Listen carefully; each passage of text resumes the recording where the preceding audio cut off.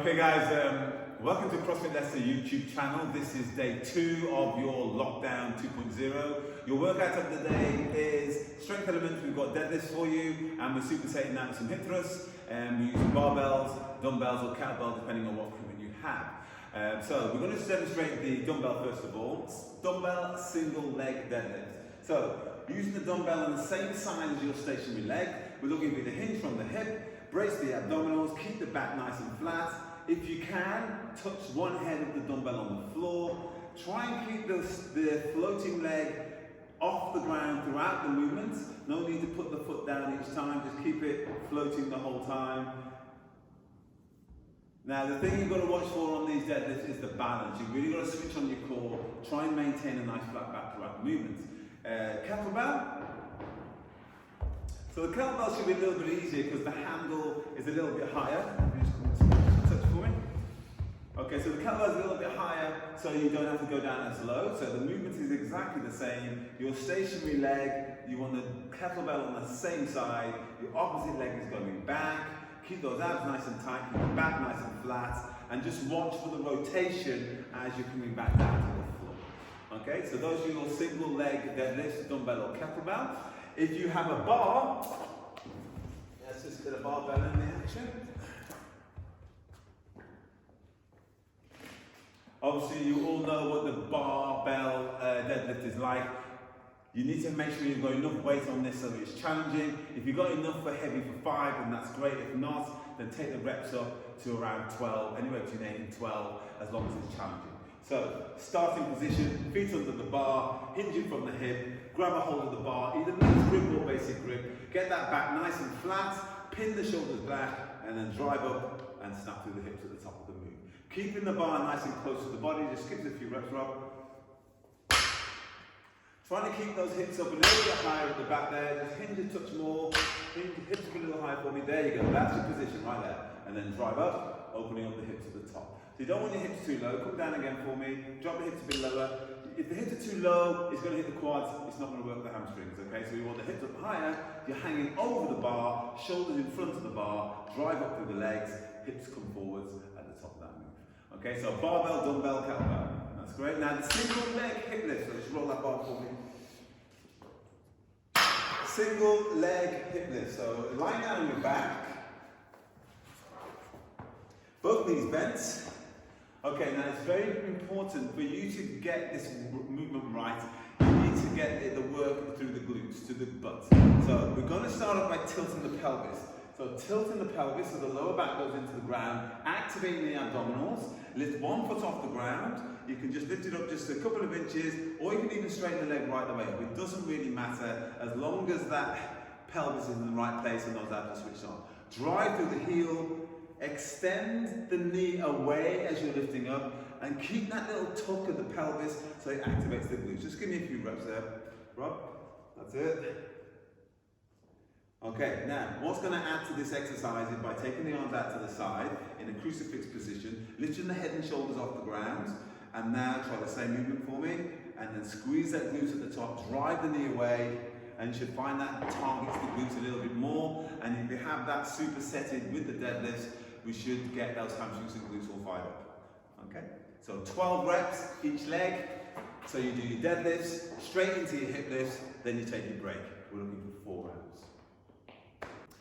So for your Metcon, we have 5 rounds of time. We have snatches, squat thrusts, and cross-body pike push-ups. So if you have a dumbbell, you're going to do 10 on one side, 10 on the other.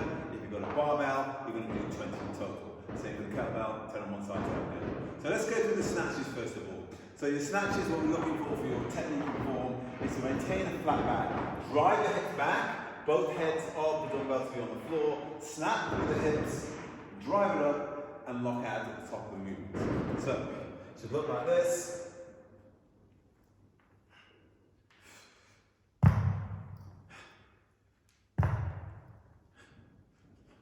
So you do all 10 on one side.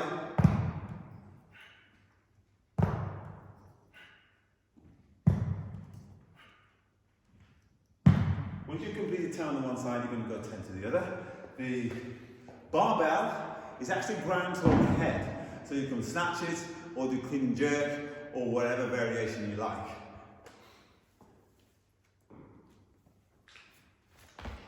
So this power snatch, touch the ground at a time. Make sure you keep that bar nice and close. Locking out to the top. Clean and jerk or clean and press. 2 movements from the ground to the shoulders, and then from the shoulders to overhead. You can push press, push jerk, even split jerk if you like. So it's 20 reps there, 10 on each side. If you're using a kettlebell snatch. Now with the kettlebell snatch, you haven't got to touch the ground. It's going to be a swing snatch. So it looks like this.